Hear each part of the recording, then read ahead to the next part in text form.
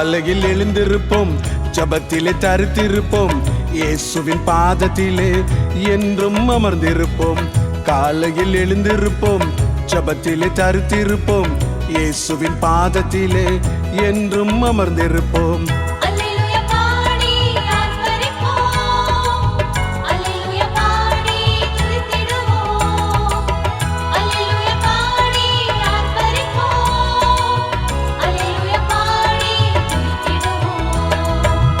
காலையில் எழுந்திருப்போம், ஜபத்திலே தரித்திருப்போம், இயேசுவின் பாதத்திலே என்றும் அமர்ந்திருப்போம்.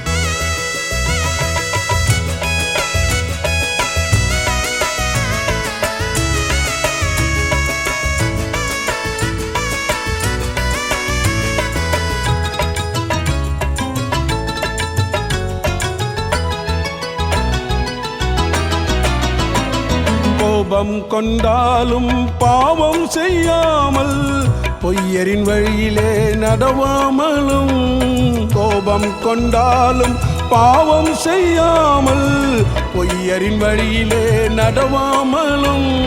கர்த்தரின் செட்டையிலே புகுந்து கொள்வாய், தமது சிறகால் மூடிக்கொள்வார். கர்த்தரின் செட்டையிலே புகுந்து கொள்வாய், தமது சிறகால் மூடிக்கொள்வார்.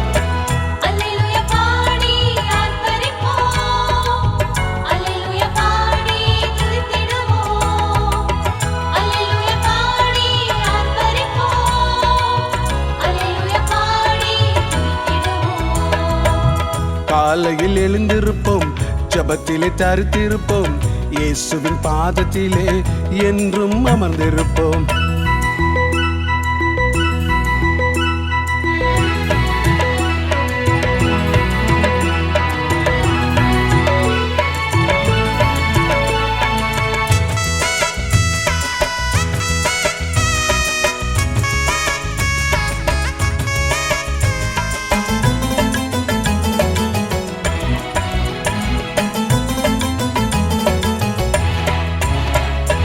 துன்மார்க்கன் கருவத்தினால் தேவனை தேடான், அவனின் நினைவுகளில் கர்த்தரும் இல்லை.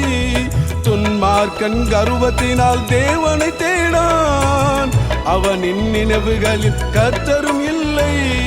நீதிமான் பனையை போல செழித்திடுவான், லீபனோன் கேதுரு போல் வளர்ந்திடுவான். நீதிமான் பனையை போல செழித்திடுவான், லீபனோன் கேதுரு போல் வளர்ந்திடுவான்.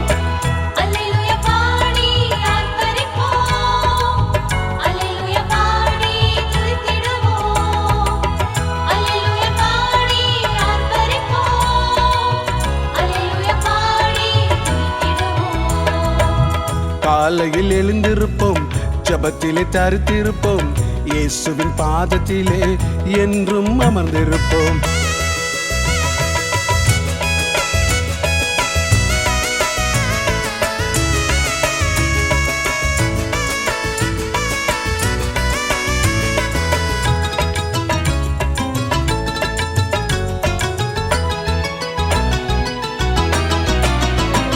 கர்த்தர் நல்லவர் தான், ருசித்து பாரு, அவர் துதி எப்போதும் உன்னாவிலே.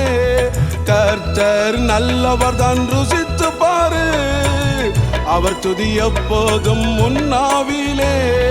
அவரை நோக்கி பார்த்த முகங்கள் என்னாலும் வெட்கப்பட்டு போனதில்லை. அவரை நோக்கி பார்த்த முகங்கள் என்னாலும் வெட்கப்பட்டு போனதில்லை.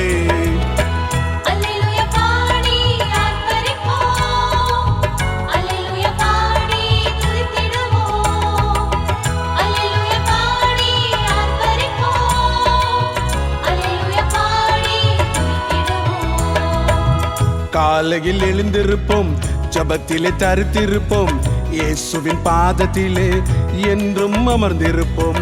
காலையில் எழுந்திருப்போம், ஜபத்திலே தரித்திருப்போம், இயேசுவின் பாதத்திலே என்றும் அமர்ந்திருப்போம்.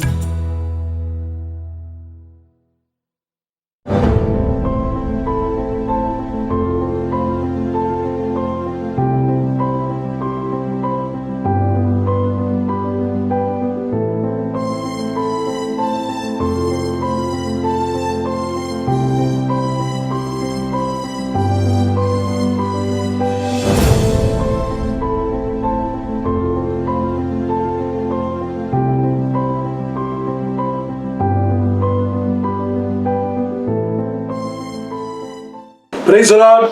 ஆண்டவர் இரட்சகருமாகிய இயேசு கிறிஸ்துவின் நாமத்தினாலே மறுபடியுமாய் உங்களை வாழ்த்துகிறேன். இந்த வாரம் உங்களை சந்திக்க தேவன் கொடுத்த நல்ல தயவுக்காய் நன்றி. தொடர்ந்து போன வாரம் நம்ம தேவ பக்தியை குறித்து வாசித்தோம். இந்த தேவ பக்தியோடு சேர்ந்த இன்னும் ஒரு நற்கிரியைகளுக்கான கனி, அது என்ன? சகோதர சிநேகம். சகோதர சிநேகம், brotherly love or brotherly kindness. இந்த பிரதர்லி கைண்ட்னஸ் நமக்குள்ள வரணும்னாலே தேவ பக்தி வேணும், இல்லைன்னா வராது. வேதத்துல பாத்தீங்கன்னா 12 அப்போஸ்தலர்கள் இருந்தாங்க. அந்த 12 அப்போஸ்தலருடைய குணநலன்களை வல்லுநர்கள், வேதாகம ஆராய்ச்சியாளர்கள் அந்த குணநலத்தை வச்சு போது இவங்க மொத்தம் 5 டெம்பராமெண்ட், 5 வித குணநலங்களை இவர்கள் சார்ந்திருந்தவர்களா இருந்தாங்க. இவங்களுக்குள்ள வெவ்வேறு ஆளு, பட் குணநலங்களும் வெவ்வேறு. ஆனா இவர்களை சகோதர சிநேகம், பிரதர்லி லவ், பிரதர்லி கைண்ட்னஸ்க்குள்ளாக இவர்களை கொண்டு வர வேண்டும் என்றால் இவர்களுக்குள்ளாக தேவ பக்தியும் அன்பும் கண்டிப்பா இருக்கணும், இல்லைன்னா ஒண்ணு சேரவே முடியாது. அப்ப சகோதர சிநேகம் ஒரு கிறிஸ்தவனுடைய வாழ்க்கையில நற்கிரியைகளை தருகிற ஒரு கனி. அப்ப கர்த்தருடைய பிள்ளைகள் இந்த பிரதர்லி கைண்ட்னஸ் எப்படி என்ன என்பதை நாம் கொஞ்சம் அதிகம் பார்க்க முடிவிட்டாலும் நாம் குறைந்த சில காரியங்களை பார்த்து இன்னைக்கு இருக்கலாம். கர்த்தர் வேதம் சொல்லுகிறது சகோதர சிநேகம் தேவ பக்தியோடு இணைக்கப்பட்டிருக்கிறது, முன்பாக பின்பாக அன்போடு இணைக்கப்பட்டிருக்கிறது. ஒரு சகோதர சிநேகம் ஒருவனுக்குள்ளாய் வேலை செய்ய வேண்டுமானால், சகோதர சிநேகம் ஒருவனுக்குள்ளாய் கிரியை செய்ய வேண்டுமானால் அவனுக்கு முன்பாக தேவ பக்தியும் பின்பாக அன்பும் இருக்க வேண்டும். அப்பதான் இட் வில் வொர்க். கர்த்தருடைய பிள்ளைகள் நாம முதல்ல வாசிச்சோம் எப்படி என்பதை குறித்து. 1 பேதுருவிலே 1:7 இதை குறித்து நாம் வாசிக்கலாம். ஏற்கனவே வாசித்தோம், திரும்ப வாசிக்க வேண்டிய அவசியம். ஆனால் இந்த சகோதர சிநேகத்தை குறித்து அதிகமாக சங்கீதங்களிலே நாம் வாசிக்கலாம். அப்ப இந்த சங்கீதத்துல சில வசனங்களை நாம் வாசித்து பின்பாக அதை தெளிவாக்கி கொண்டு நாம் காரியத்தை செய்யலாம். சங்கீதம் 133வது சங்கீதம் 133வது சங்கீதத்திலே 1 3 வசனங்கள் தான் அதில் இருக்கிறது. நம்ம அதை பார்க்க போகிறோம். கர்த்தருடைய பிள்ளைகள் 3 வசனம் தான் இருக்கு. அதை நான் வாசிக்கிறேன். இதோ சகோதரர் ஒருமித்து வாசம் பண்ணுகிறது, எத்தனை நன்மையும் எத்தனை இன்பமாய் இருக்கிறது. சகோதரர் ஒருமித்து வாசம் பண்ணுவது, சகோதரனுடைய கைண்ட்னஸ், பிரதர்லி லவ் இல்லைன்னா இது நடக்கவே நடக்காது. ஒருமித்து வாசம் பண்ணவே கூடாது. அப்ப பைபிள் என்ன சொல்லுது? சகோதரர்கள் ஒருமித்து வாசம் பண்ணுகிறது எத்தனை நன்மையும் எத்தனை இன்பமாய் இருக்கிறது. அப்ப ஆண்டவருடைய பிள்ளைகள், சகோதரர்கள், இயேசுவின் இரத்தத்தாலே கழுவப்பட்ட நாம் ஒன்றாய் இருக்க வேண்டும், ஒரே இடத்துல வாசம் பண்ண வேண்டும், சபையில இருக்க வேண்டும். அப்படி என்று தேவன் விரும்பும் போது நம்மை இணைக்கக்கூடிய தேவ பக்தியும் அன்பும் நம்ம உள்ள இருக்கணும். அதான் பைபிள் சொல்லுது. சகோதரர்கள் ஒருமித்து வாசம் பண்ணுகிறது எத்தனை நன்மையும் எத்தனை இன்பமா இருக்கிறது. சூப்பர்லி ரிட்டர்ன் கர்த்தருடைய பிள்ளைகள். அப்ப அங்க அடுத்த வசனம் நான் வாசிக்கிறேன் பாருங்க. அது ஆரோனுடைய சிரசின் மேல் ஊற்றப்பட்டு அவனுடைய தாடியில் வடிகிறதும் அங்கியின் மேல் வடிகிறதுமான நல்ல தைலத்திற்கு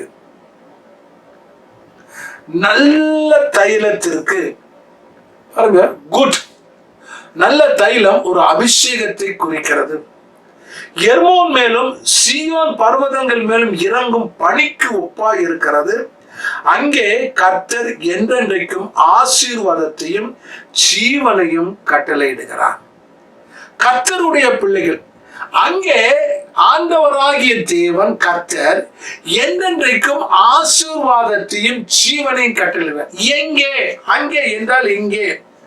சகோதரர்கள் சிநேகத்தோடு, சகோதரர்கள் அன்போடு ஒரு இடத்திலே வாசம் பண்ணுகிற இடத்திலே தேவன் என்றென்றைக்கும் ஆசீர்வாதத்தையும் ஜீவனையும் கட்டளையிடுகிறார்.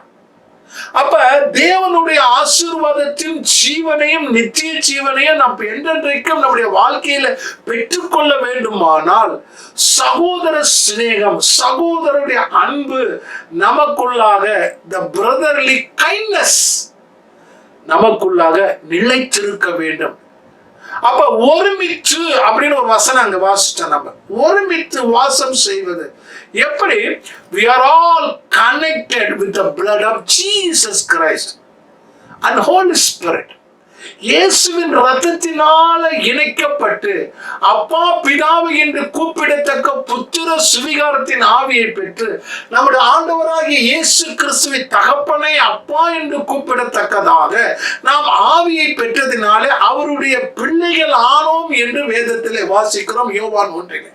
அப்படி அவருடைய பிள்ளைகளான பின்பு நாம் எந்த இடத்துல பிறந்து, எந்த இடத்துல வாழ்ந்து, எந்த ஜாதி, எந்த மதம், எந்த தேசம் என்று இல்லாதபடி இயேசு கிறிஸ்துவுக்குள்ளாக ஒரே ரத்தத்திலே கழுவப்பட்டு ஒரே அபிஷேகத்தை பெற்ற பிள்ளைகள் நாம், சகோதரர்கள், சகோதரிகள். அப்படி பண்ணும்போது நாம் ஒருமித்து வாழ பண்ண வேண்டும். எங்கே ஒருமித்து வாழ்வது என்றால், வாசம் செய்வதென்றால் நாம் கர்த்தரை ஆராதிக்கிற இடம், கர்த்தரை தொழுது கொள்கிறோம். ஆகையினாலே நாம் ஒருமித்து வாசம் பண்ணும்படியாக தேவன் நமக்கு சபையை உருவாக்கி கொடுத்திருக்கிறார். கர்த்தருடைய பிள்ளைகள் இந்த NLT-ல பாத்தீங்கன்னா கொஞ்சம் அழகா இருக்கு. Behold how good and how pleasant it is for brethren to dwell together in unity. All brethren to dwell together in unity. பாருங்க, brotherly kindness அதுனா என்ன அர்த்தம்? warm hearted, திறந்த affection, love towards all in the family of faith. Family of faith, not your family. Family of faith, love washed by the blood of Jesus Christ. சகோதர சிநேகமானது திறந்த இருதயத்துடனே கூடிய பாசம், கிறிஸ்துவினுடைய இரத்தத்தாலே கழுவப்பட்ட விசுவாசம் மற்றும் அன்பின் குடும்பத்தாரோடு இணைக்கப்பட்டிருக்கும். இந்த சகோதர சிநேகத்துக்கு தன்னலமற்ற குணம் உண்டு. அவனுடைய வாழ்க்கை தன்னலமற்ற ஆட்டிடியூடா இருக்கும். அவனுடைய அணுகுமுறை தன்னலம், சுயத்திற்காகவே, தன்னலத்திற்காகவே இருக்காது. அவன் தான் சகோதர சிநேகம் உள்ளவன். கர்த்தருடைய பிள்ளைகள் தன்னலமற்ற அணுகுமுறை, மற்றவர்களின் நன்மைக்காக, மற்ற சகோதர நன்மைக்காக தன்னுடைய எல்லாவற்றையும் தியாகம் செய்ய அவன் ரெடியா இருக்கிறான். அந்த சகோதர சிநேகம் மற்ற தன்னுடைய சகோதரனுக்காக தியாகம் செய்வதற்கு அந்த சகோதர சிநேகம் அவனுக்குள்ளாய் வழிவகுக்கிறது. That he leads one to sacrifice for good of our brothers. கர்த்தருடைய பிள்ளைகள், இது ரொம்ப ரொம்ப தெளிவா இருக்கு. நம்ம இன்னும் கொஞ்சம் அதிகமா வாசிக்கணும் அப்படின்னா 1 பேதுரு 4வது அதிகாரம் 8ஆம் வசனமும் 9ஆம் வசனம். 1 பேதுரு 4வது அதிகாரம் 8ஆம் வசனமும் 9ஆம் வசனம்.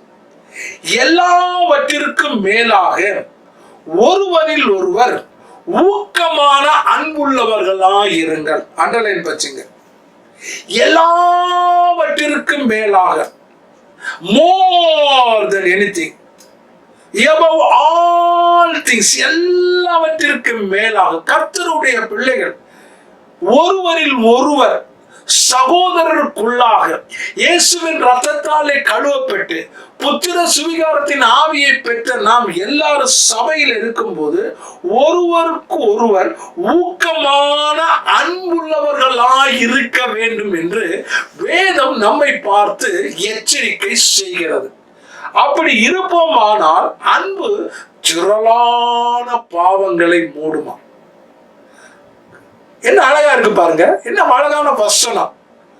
And above all things have fervent love for one another, for love will cover a multitude of sin.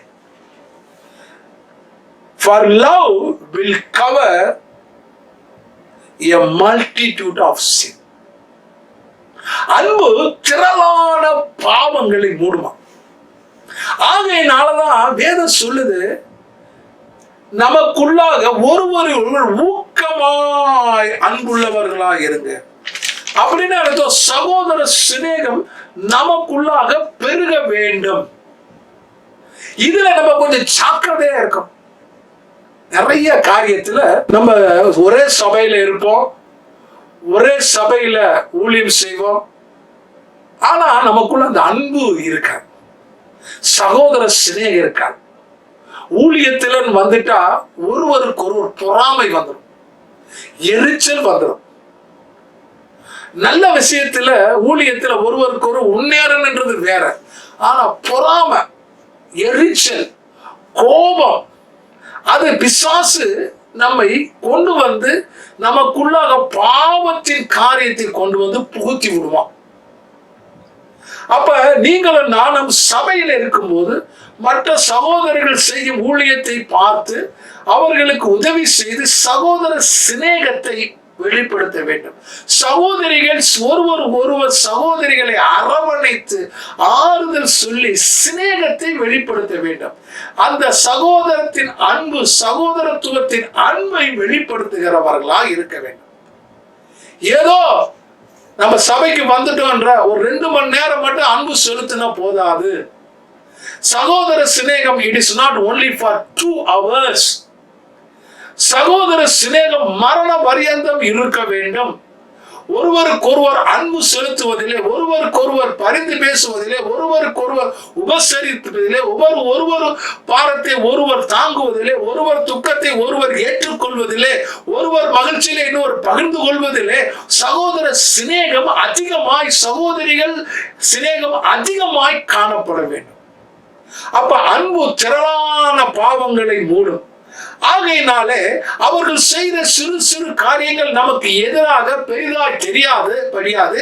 நம்முடைய சகோதர சிநேகமானது, the brotherly kindness என்ன செய்யுமா, அவைகளை மூடி நமக்கு அன்பை வெளிப்படுத்த, சகோதர சிநேகத்தை வெளிப்படுத்த அவைகள் உதவி செய்யும். அடுத்த வசனம் பாருங்க, முறுமுறுப்பில்லாமல் ஒருவரை ஒருவர் உபசரியுங்கள். நல்ல கவனி, இது பெரிய பிரச்சனை.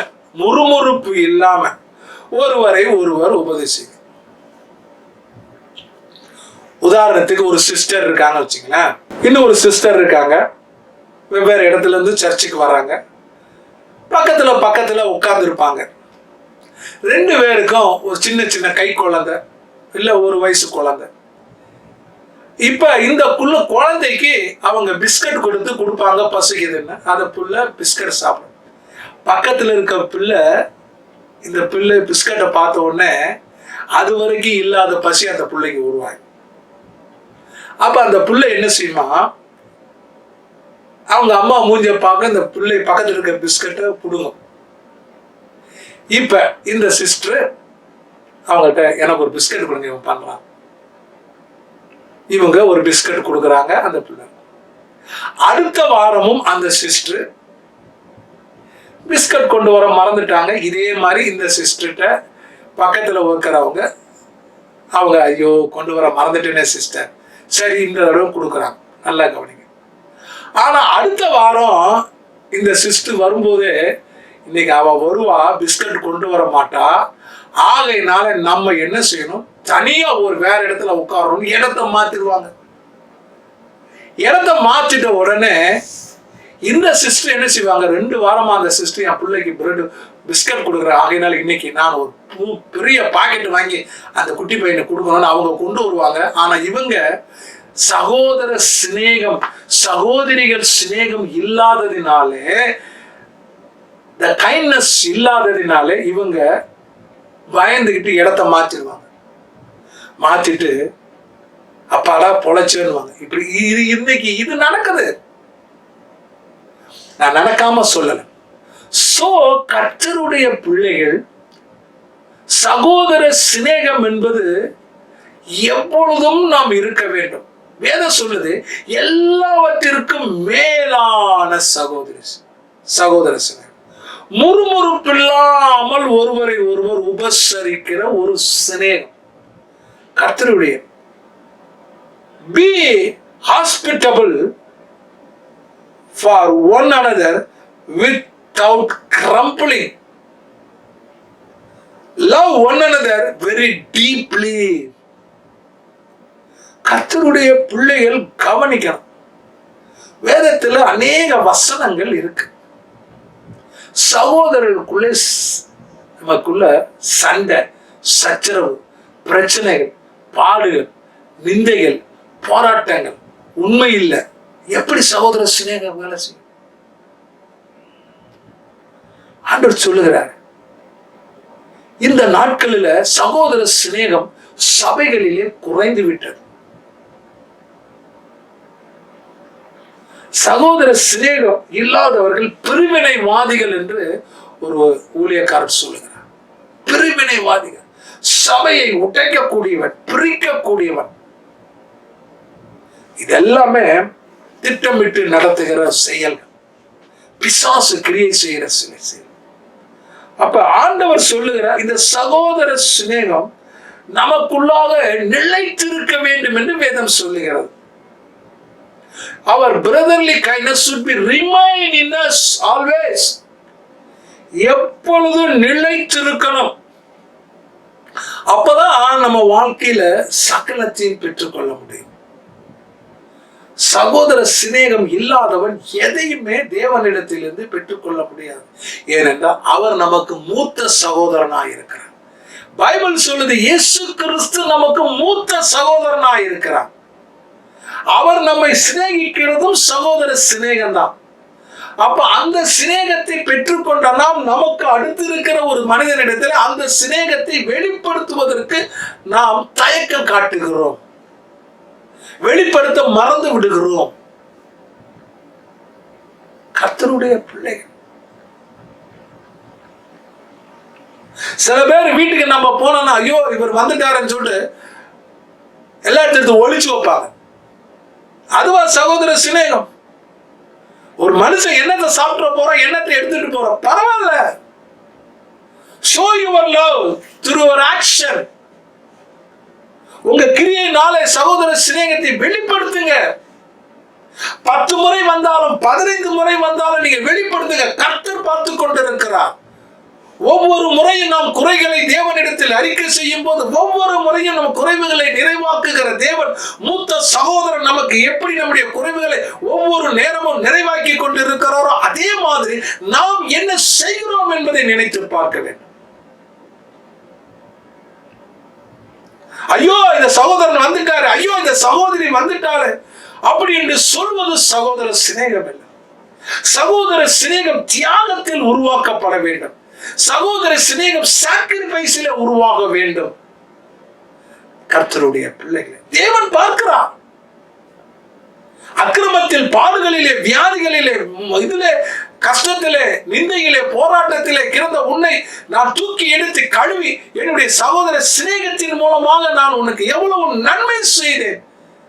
நம்முடைய மூத்த சகோதரன் ஆண்டவராக இயேசு கிறிஸ்து செய்தார் அல்லவா?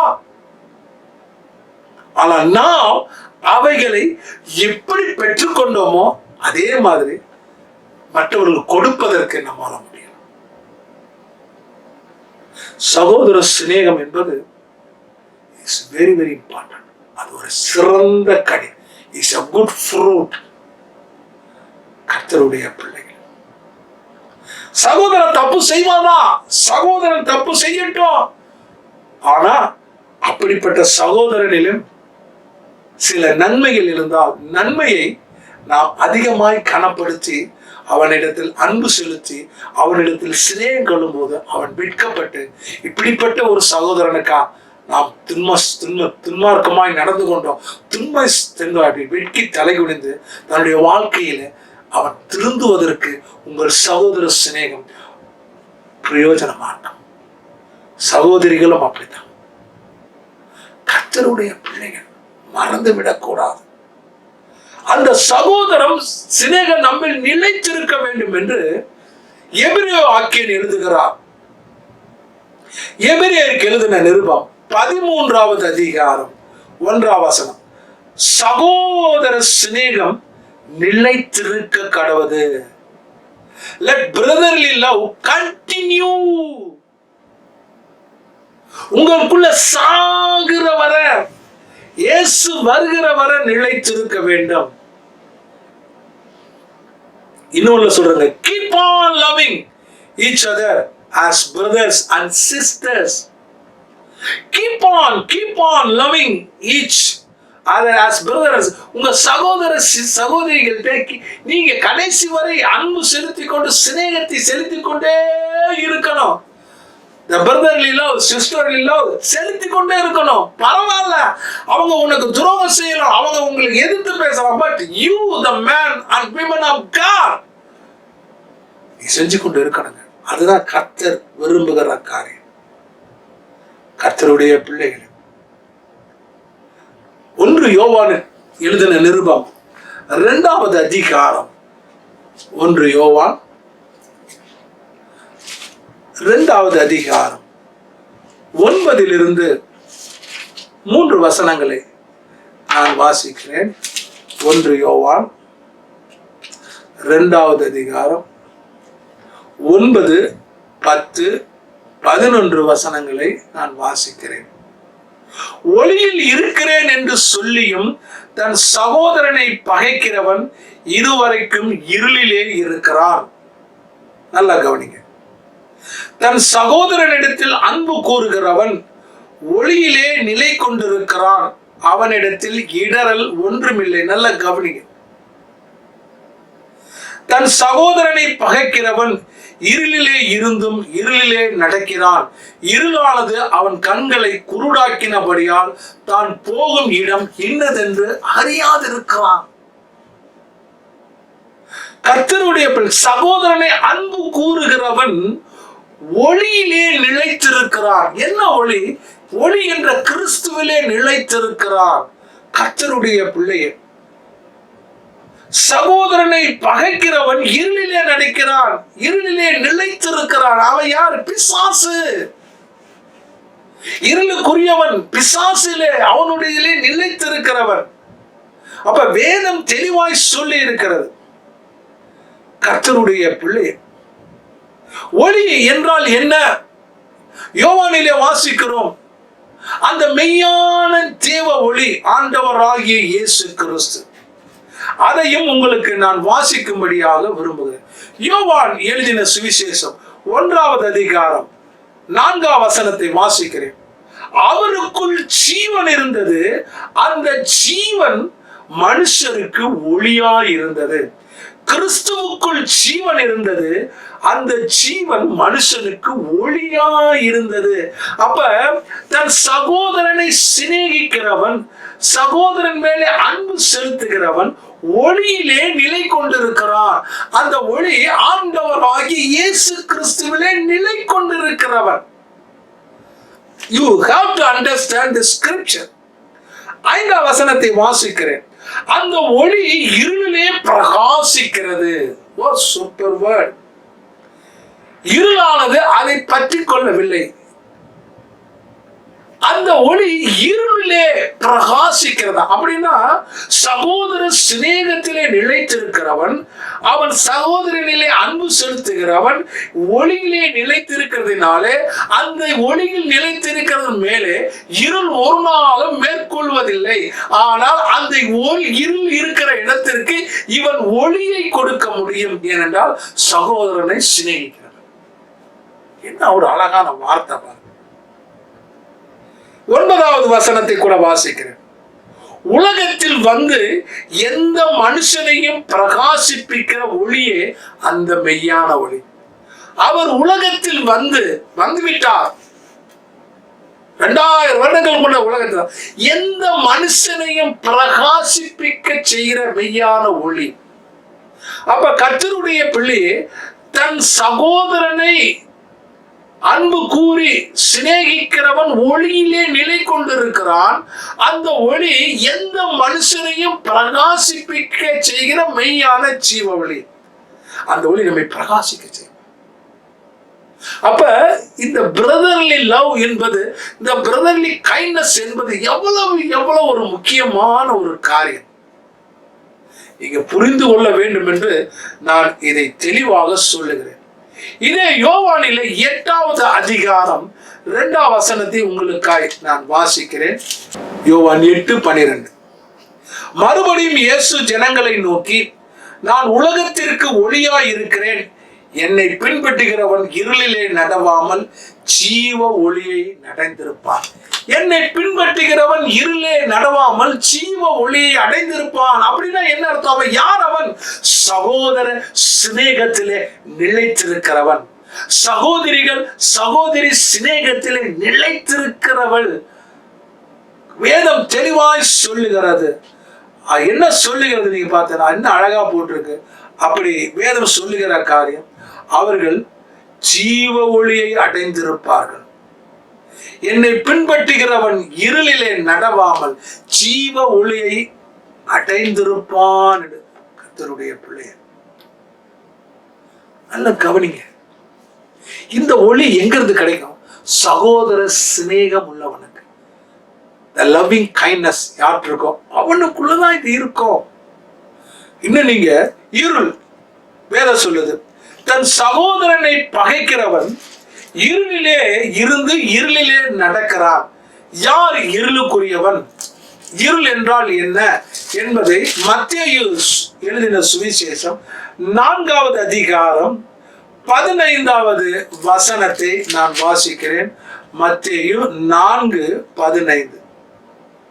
இருளில் இருக்கும் ஜனங்கள் பெரிய வெளிச்சத்தை கண்டார்கள். மரண இருளின் திசையில் இருக்கிறவருக்கு வெளிச்சம் உதித்தது.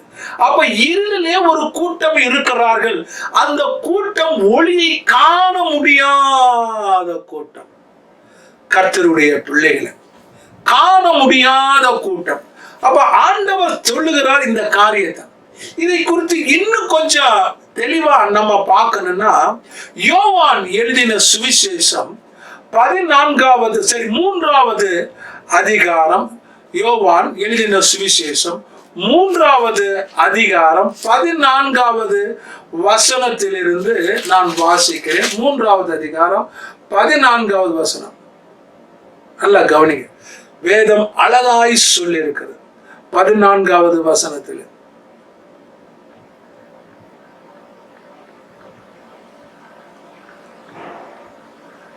சர்ப்பமானது மோசேயிலே உயர்த்தப்பட்டது போது மனுஷகுமாரனும் உயர்த்தப்படுவார். அப்படி ஒருவனுக்குள்ளாக உயர்த்தப்படும் போது தன்னை விசுவாசிக்கிறேன் எவனோ கெட்டு போகாமல் நித்திய ஜீவனை அடையும்படிக்கு தேவன் அவரை உயர்த்தும் போது நமக்குள்ளாக அந்த ஒளியின் வல்லமை கிடைக்கிறது.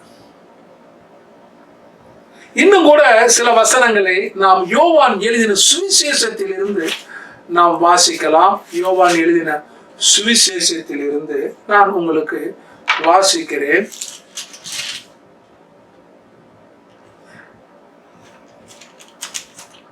பதினான்கிலிருந்து வாசிக்கிறேன். நம் சகோதரரிடத்தில் அன்பு கூறுகிறபடியால் மரணத்தை விட்டு நீங்கி ஜீவனுக்குட்படுகிறோம் என்று அறிந்திருக்கிறோம். சகோதரனிடத்தில் அன்பு கூறாதவன் மரணத்திலே நிலை கொண்டிருக்கிறான். நல்ல கவனிங்க. சகோதரனிடத்தில் அன்பு கூறாதவன் மரணத்திலே நிலை கொண்டிருக்கிறான். அடுத்த வசனம் வாசிக்கிறேன் பாருங்க. தன் சகோதரனை பகைக்கிற எவனும் மனுஷ கொலைபாதகனாய் இருக்கிறான். மனுஷ கொலைபாதகன் எவனோ அவனுக்குள் நித்திய ஜீவன் நிலைத்திராது என்று அறிவீர்கள். 16ஆம் வசனம். அவர் தம்முடைய ஜீவனை நமக்காக கொடுத்ததினாலே அன்பு இன்னதென்று அறிந்திருக்கிறோம். நாமும் நம்முடைய சகோதரருக்காக ஜீவனை கொடுக்க கடனாளிகளாய் இருக்கிறோம்.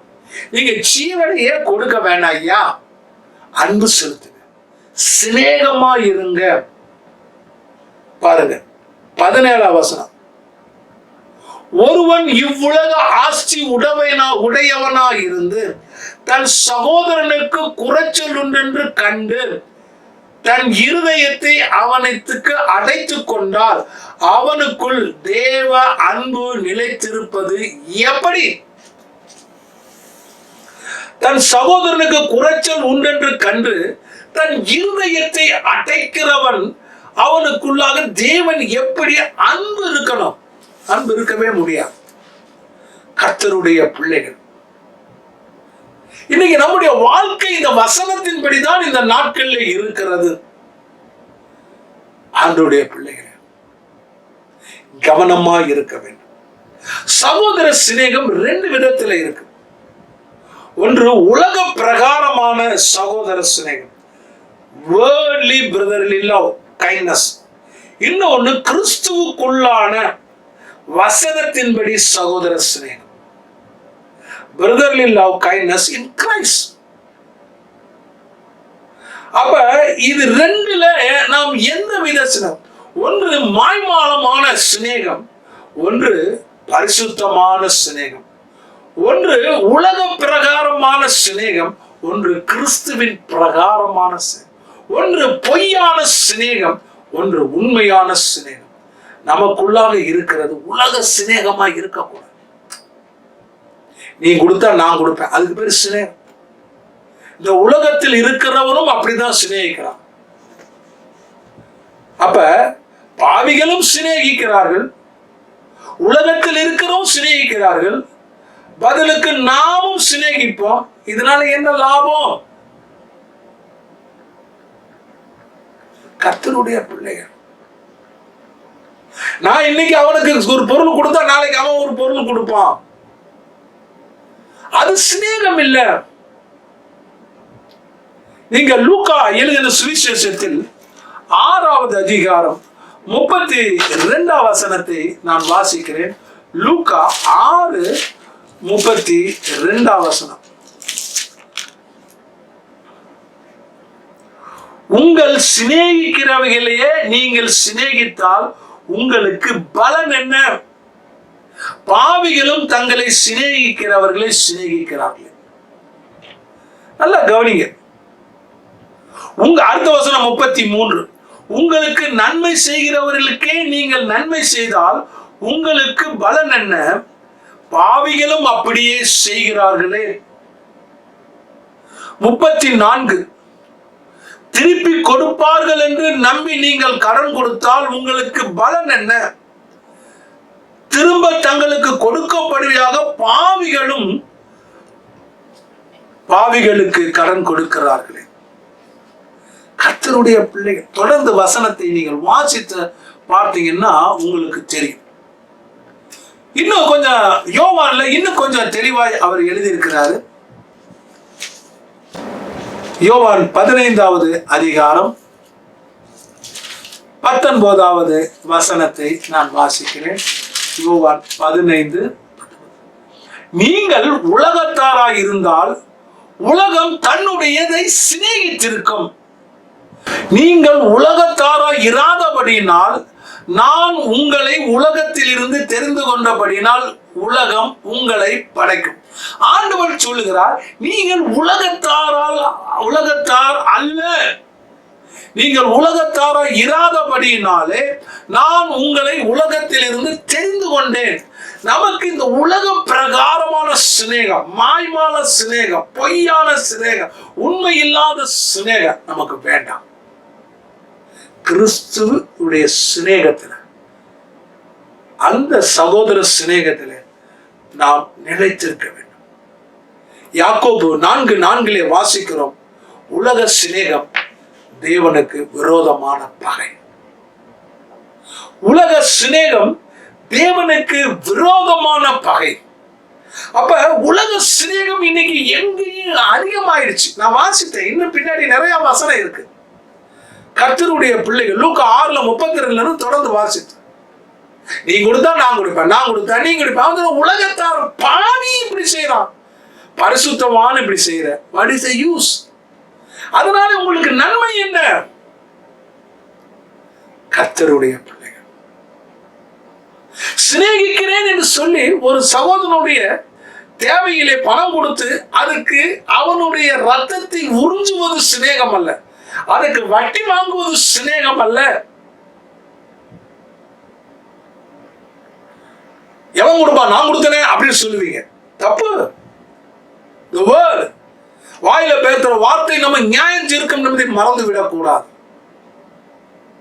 உலக சிநேகம், உலகத்தின் சிநேகம் தேவனுக்கு விரோதமான பகை.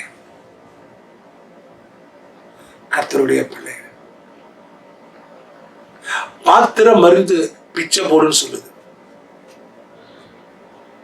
நல்லா கவனிங்க, உலக பிரகாரமா. ஆனா எந்த பாத்திரம் நீங்க புரியும்? தேவ ரத்தத்தினாலே கழுவப்பட்ட பாத்திரமா இருக்கும். இயேசுவின் ரத்தத்தினாலே கழுவப்பட்ட பாத்திரமா இருக்கும். பாத்திரத்தை அறிந்து கொள். உன்னுடைய கிறிஸ்துவ அன்பினாலே உன்னுடைய சகோதர சிநேகம் உனக்கு பலவீனம் அல்ல. சகோதர சிநேகம் உனக்கு பலனாய் இருக்கணும், உன்னுடைய பலவீனமாய் மாறிவிடக் கூடாது. கவனமாய் இருக்க வேண்டும். சகோதர சிநேகம் என்றால் என்ன? அதை சொல்லி நான் செபிக்க விரும்புகிறேன். சகோதர சிநேகம் கிறிஸ்துவுக்குள்ளான சிநேகம், வசனத்தின்படி சிநேகம், வார்த்தையின்படியாக சிநேகம். 1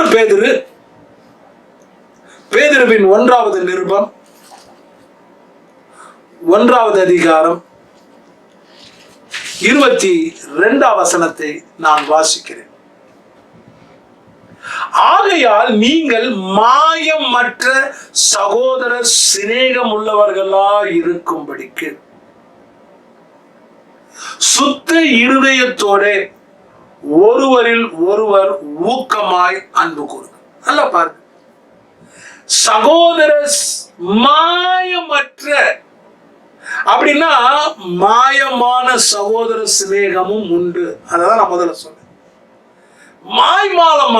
மாயமான சகோதர சிநேகம் இன்னைக்கு சபைகளிலே பெருகாதபடி பிசாசு இப்படி சிநேகத்தை கொண்டு வருவான், வஞ்சிப்பான். நீங்க தான் ரொம்ப கவனமா இருக்கணும். மாயமற்ற சகோதர சிநேகம் உள்ளவர்களா இருக்கும்படி ஒருவரில் ஒருவர் ஊக்கமாய் சிநேகியுங்கள், அன்பு கூறுங்கள். ரோமருக்கு எழுதும் போது 12வது அதிகாரம் 10வது வசனத்துல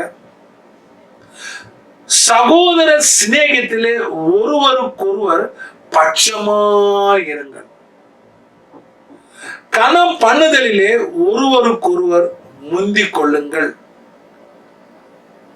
கர்த்தருடைய பிள்ளைகள் சகோதர சிநேகத்திலே ஒருவர் மேல் ஒருவர் பட்சமாயிருக்கணுமா. கனம் பண்ணுகிறதிலே ஒருவருக்கொருவர் முந்திக் கொள்ளுங்கள். சில சமயத்துல பாத்தீங்கன்னா நம்ம சர்ச்சில் உட்கார்ந்துருப்போம், அவன் எனக்கு பிரைஸ் லார்ட் சொல்லிட்டு அப்புறம் நான் சொல்லலாம். நீ சொல்ல பழகிக்க, அடுத்த வாரம் அவன் உனக்கு சொல்லுவான். Give respect, take respect. எங்க அப்பாவுடைய அப்பா சாமுவேல் உபதேசியார். அவர் ஒரு நல்ல தேவ மனுஷன். 60வது வயசுல இறந்து போயிட்டார். அவரை குறித்து இன்றும் சாட்சி சொல்வாங்க. சின்ன பையன்ல இருந்து பெரிய பையன் வரைக்கும், பெரிய ஆள் வரைக்கும் அவர் முன்னாடி போய் அவங்களுக்கு ஸ்தோத்திரம் தம்பி, ஸ்தோத்திரம் அப்படின்னு முன்னாடியே போய் அவங்க சொல்லுவதற்கு முன்பாக அடுத்தவர்களை கனப்படுத்துவாங்க. அப்ப அடுத்த ஒரு 2 வாரம் கழிச்சு அவர் வர்றதுக்கு முன்னாடியே ஜனங்கள் முன்னாடி போய் அவரை கனப்படுத்துவாங்க. If you give respect, that time will come. You can able to take respect. கனப்படுத்துதல முந்தி கொள்ளணுங்க கர்த்தருடைய பிள்ளைகள். இதை நம்ம எப்படி பாசமா அர்ப்பணிப்புடனே அஃபெக்ஷனேட்டிவ் அண்ட் டிவோட்டடா நமக்கு செய்யணுங்க. அப்பதான் கர்த்தர் நம்மை ஆசீர்வதிப்பார். கர்த்தருடைய பிள்ளைகள், வேதம் சொல்லுது, லாசரு மரித்த உடனே அங்க லாசரு வியாதி இருந்த உடனே நீர் சிநேகிக்கிறவன் வியாதியா இருக்கிறான் என்று இயேசு சொன்னார். அப்ப லாசரு இயேசுவுக்கு சிநேகிதனாக இருந்தான். யோவான் 11ஆம் அதிகாரம் 3ஆம் வசனத்தை நான் வாசிக்கிறேன். யோவான் 11:3 வசனத்தை நான் வாசிக்கிறேன்.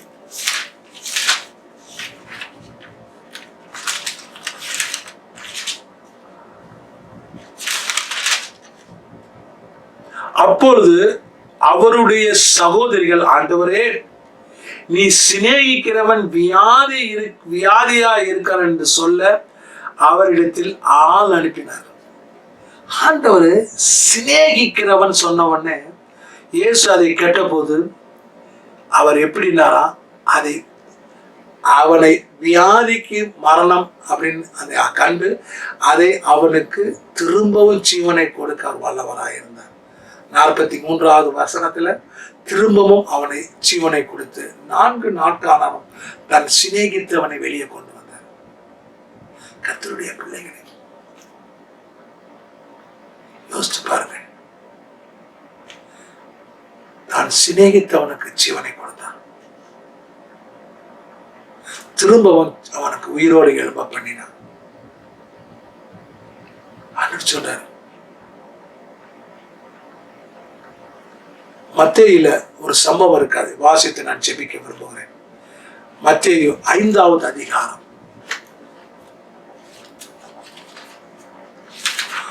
மத்தேயு 5வது அதிகாரத்தில் ஒரு சின்ன சம்பவம் இருக்கிறது. அதை நான் வாசித்து நான் ஜெபிக்க விரும்புகிறேன். மத்தேயு 5:23வது வசனத்தை நான் வாசிக்கிறேன். ஆகையால் நீ பலிபீடத்தில் உன் காணிக்கை செலுத்த வந்து உன் பேரில் உன் சகோதரனுக்கு குறை உண்டென்று அங்கே நினைவு கூறுவாயாயில் அங்கே தானே பலிபீடத்திலே உன் காணிக்கையை வைத்துவிட்டு முன்பு உன் சகோதரனுடனே ஒப்புரவாகி பின்பு வந்து உன் காணிக்கையை செலுத்து. அப்ப சகோதர அன்பில்லாதவன், சகோதரனுடைய கைண்ட்னஸ் லவ் இல்லாதவனுடைய காணிக்க கூட ஆண்டவர் அங்கீகரிக்கிறது இல்லை. யோசிச்சு பாருங்க. அப்ப இந்த சகோதர சிநேகம் எவ்வளவு முக்கியம். தேவ பக்தி இல்லாத சகோதர சிநேகம் சரியா இருக்காது. அன்பில்லாத சகோதர சிநேகம் சரியா இருக்காது. ஆகையினால் பேதுரு எழுதும் போது சகோதர சிநேகத்தை முன்பு தேவ பக்தியோடும் பின்பு அன்போடும் இணைத்திருக்கிறார். கர்த்தருடைய பிள்ளைகள், இந்த சகோதர சிநேகத்தை குறித்து நீங்க கவனம் உள்ளவர்களாக இருங்க. கிறிஸ்துவின் ரத்தத்தினால அபிஷேகம் பண்ணப்பட்ட ஒவ்வொருவரும் சகோதர சிநேகம் உள்ளவர்களாய், உலகத்தின் அடிப்படையில் அல்ல, வசனத்தின் அடிப்படையில் நீங்கள் வாழ கற்றுக்கொள்ளுங்கள். கர்த்தர் உங்களை ஆசீர்வதிக்க வல்லவராக இருக்கிறார். கண்களை மூடி நம்ம ஜெபிக்கலாம். நல்ல பிதாவே, இந்த சகோதர சிநேகம் ஆண்டவரே, பிரதர்லி கைண்ட்னஸ் குறித்து நீங்க பேசுனீங்கப்பா. ஆண்டவரே, ஒரு மனிதனுக்குள்ளாக சகோதர சிநேகம் நிலைத்திருக்கணும், அது பெருக வேண்டும் என்று வேதத்தில் சொன்னீங்க. சகோதர சிநேகத்திலே நிலைத்திருக்கிறவன் அவன் இருளிலே நிலை கொண்டிருக்கிறான். ஒளியிலே நிலை கொண்டிருக்கிறான். அந்த ஒளி ஆண்டவராகிய இயேசு கிறிஸ்து. எந்த மனுஷனையும் பிரகாசிப்பிக்க செய்கிற மெய்யான ஜீவ ஒளியிலே அவன் நிலைத்திருக்கிறான். தன் சகோதரனை பகைக்கிறவன் இருளிலே நடக்கிறான் என்று வேதத்தில் வாசிக்கிறான். கர்த்தருடைய பிள்ளைகள், உலக சிநேகமா, அதாவது உலக சகோதர சிநேகம் உலகத்துக்குரியதா இருக்கிறதா, சகோதர சிநேகம் கிறிஸ்துவுக்குள்ளா இருக்கிறதா? மாயமற்ற சகோதர சிநேகமாய் இருக்க வேண்டும். மாயமுள்ள சகோதர சிநேகமா இருக்கக்கூடாது. மாய்மால அவசியம். கர்த்தர் ஆண்டவராகிய இயேசு கிறிஸ்து அவர் சிநேகித்தவனை மரித்த பின்பும் உயிரோடு எழுப்பினவர் இன்றும் நமக்கூட உயிர் ஜீவனோடு இருக்கிறார்.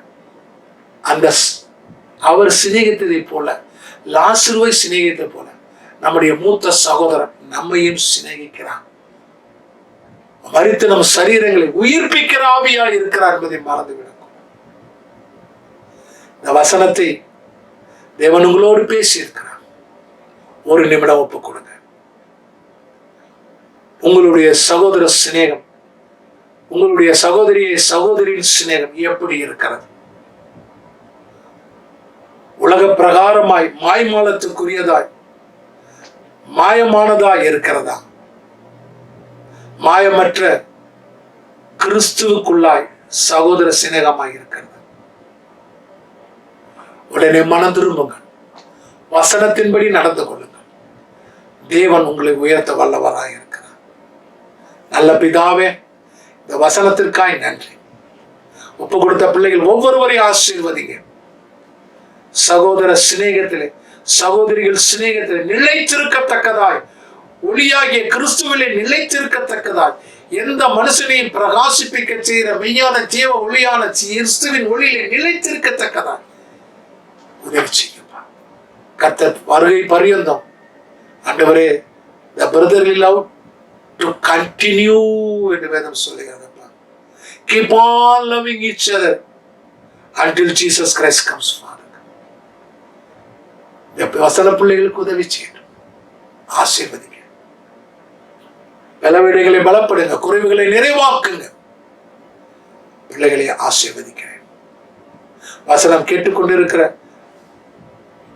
மனதிலே மாற்றத்தை உண்டாக்கப்பட்ட பிள்ளைகளை என் ஆசீர்வதிங்க. கிறிஸ்துவுக்குள்ளாய் வசனத்துக்குள்ளாய் ஜீவிக்க உதவி செய்யுங்க. துதிகன மகிமை செலுத்துகிறேன். பிள்ளைகளை ஆசீர்வதிங்க. இயேசுவின் நாமத்தில் பிதாவே, ஆமென்.